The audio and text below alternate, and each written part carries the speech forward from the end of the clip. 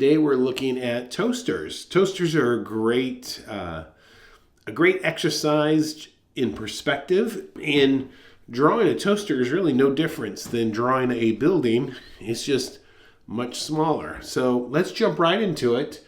Let's approach this just like the same way we would approach a building. I always start off with the corner that is closest to me. Okay, so let's just put a corner in place.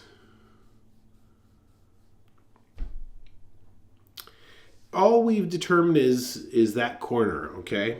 Let's look at the other corner now. Other corner is going to be somewhere about this out there.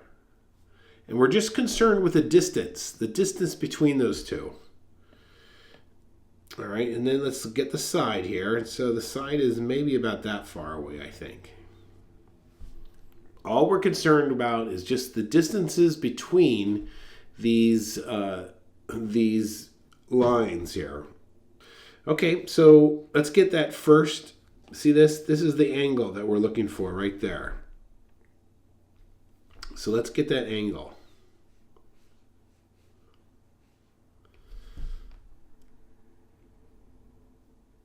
All right, and let's go ahead.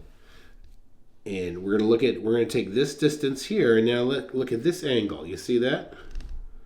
That's what we're shooting for, this bottom one here. So look at your picture there.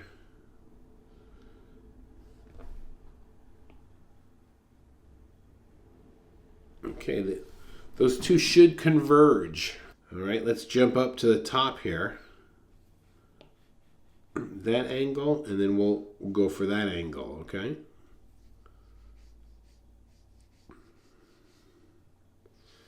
And then this bottom one. Okay, that's about what your drawing should look like right there. That's what you should be going for, trying to match those angles. These lines here, we could call this A and B. They're going to converge at some point in the distance. And these two, I'll call this C and D. Those two will converge also at some point. Okay, let's come right over here to this edge. And we're going to bring this line out. And this one is also going to eventually converge with A, B. All right, and we can look at our reference and try and get that angle.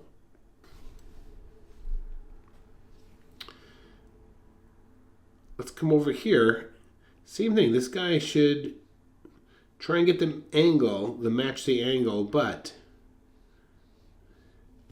it also, this line here is going to eventually converge with C and D, you see? I'm going to erase some of this extra stuff here so it doesn't get in my way now. Okay, with this being said, all right, now let's start adding some detail. So let's come down here and grab this little detail here. Now this is going to, what I want to do first on this guy is I want to look for this edge here, okay? So that edge,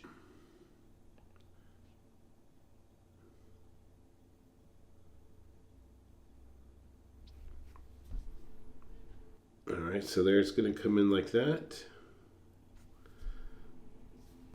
Actually, this picture looks like there's some kind of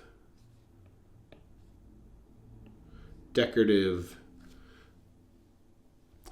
flaring out there. You see that? Okay, now look at this. This is interesting. This little section here, this is where the you push down on the lever right there. You see that?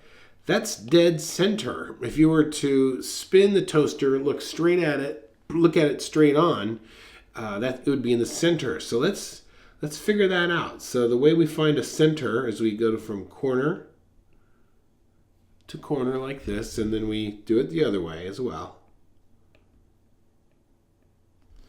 All right, so that's going to be where that center is.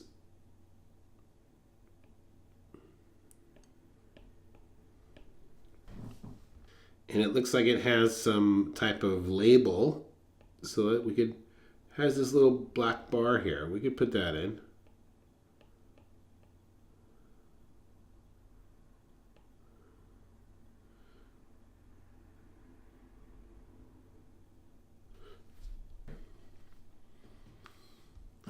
Okay, let's go ahead and get this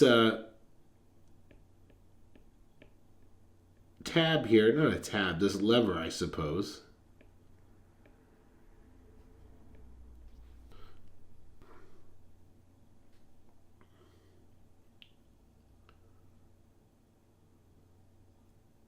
Okay, now if I look closely, so if you look at this far end of the toaster, you'll see the other little edge, that little metal edge. This is where I think you would pick up the toaster, this handle per se. So let's put that one in, and it's going to line up with this one right here. It's going to line up with this one. So we have to kind of use our perspective a little bit and try and position it. So let me just, on our drawing here, we're going to start right here, and this little guide is just to kind of give me an idea about where it would be.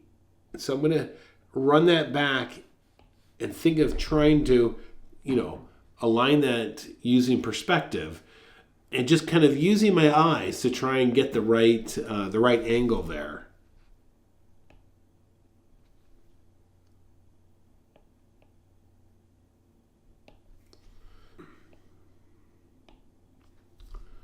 Okay. Now this has some beautiful chrome on the side. Let's get that in. So all the chrome is all we're going to do to represent the chrome is just look at some of these reflections. And you could get away with a lot when it comes to reflections. So I'm just going to put some tone here, matching the picture. And then it has the cord. I think that's what that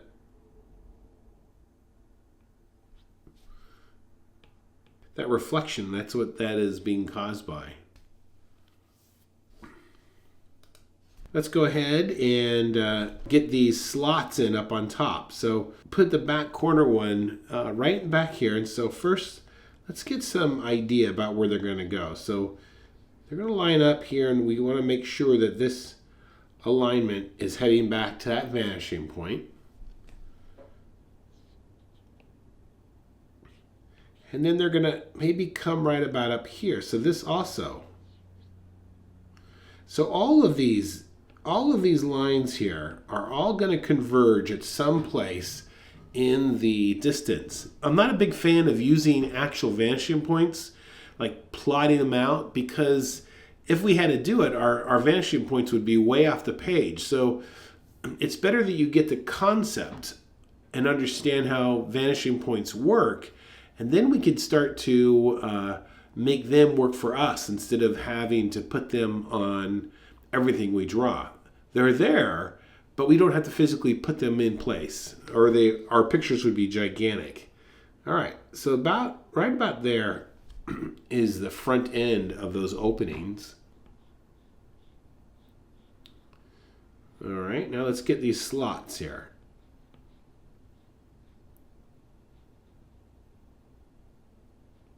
There's one.